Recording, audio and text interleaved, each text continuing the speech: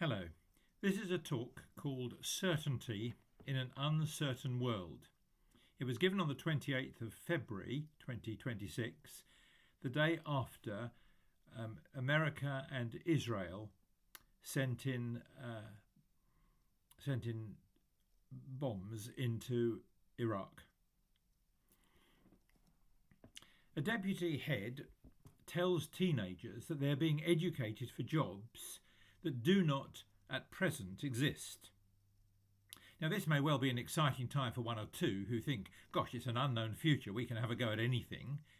But actually, it's really scary for the majority because they don't know what the future world holds. So they live with uncertainty in a very uncertain world. I came across a barista in a coffee shop in January who was waiting to study international law at university. He told me he was very worried about what the future of the world would look like, especially when he graduates. And here we are in the West, wondering if Ukraine will give up some of its land just to try and settle for peace with Russia. Indeed, will Russia flex over a peace deal, or will it continue to arm and work towards future expansion? And if we fear the Great Bear, imagine the uncertainty that the Ukrainians face. What an uncertain world we live in. So much is in ferment. President Trump has recently shaken the world order, and we wonder if we can take him seriously. Is he ever up for negotiation, or is he just another of the world's bully boys? And what will come into this latest intrusion into Iran? It all makes us very uncertain about our place in the world. Some years ago, Bertrand Russell, a well-known atheist, wrote an article, Why I Am Not a Christian. A few years after his death, his daughter Catherine made this comment. She said, I believe myself that my dad's whole life was a search for God, or for those who prefer less personal terms, for absolute certainty. Indeed, he had first taken philosophy in the hope of finding proof of the existence of God. Somewhere in the back of my father's mind, at the bottom of his heart, in the depths of his soul, there was an empty space that had once been filled by God, and he never found anything else to put in it. Looking for certainty. That's what we all want, isn't it? We want some fixed points on which to anchor our lives. Where in this world can I find certainty? Let me offer you some hope through a tried and tested experience. Take the briefest and punchiest documented account of the life of Jesus of Nazareth, Mark.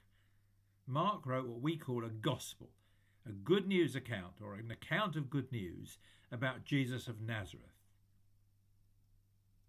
There are copies available on the table for you to take, I told the breakfast this morning.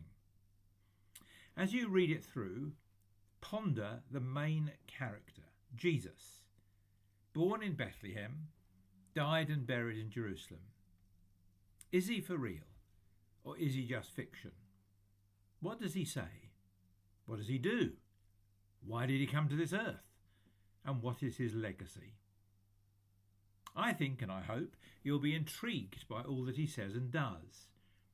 Maybe you'll see him as a good man who encounters trouble and eventually gets himself killed.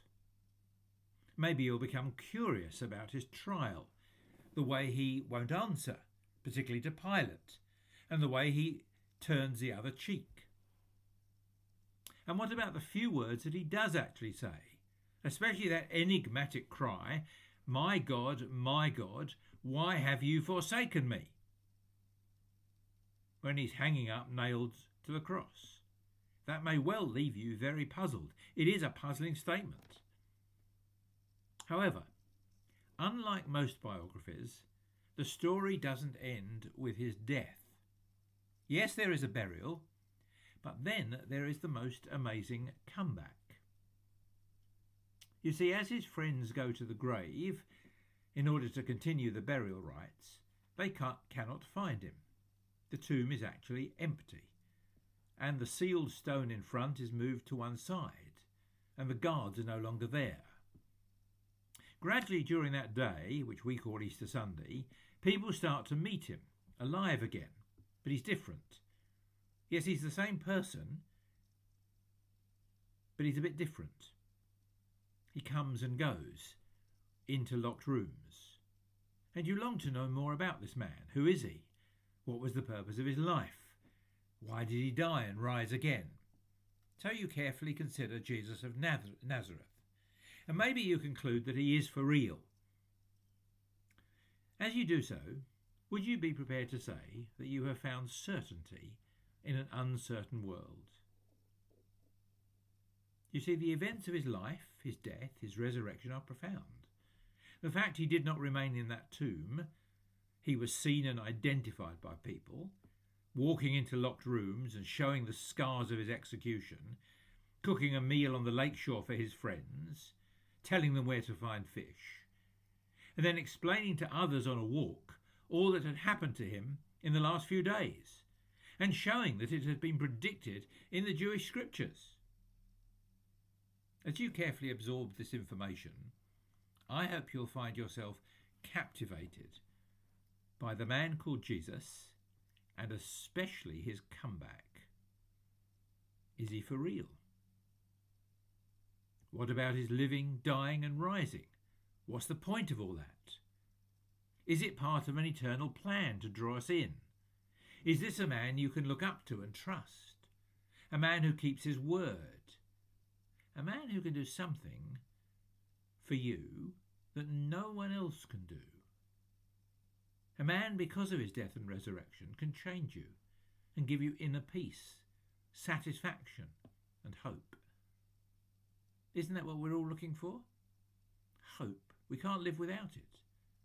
Jesus offers you eternal hope and hope in this world. Now, is this certainty? Because that's the Christian claim, that Jesus Christ, the man sent from God, connects us with God. He is the one certainty in an uncertain world. So let me encourage you to take up my challenge and investigate for yourself. Read Mark's account of Jesus Christ. Thank you so much for watching and listening. God bless you. Bye.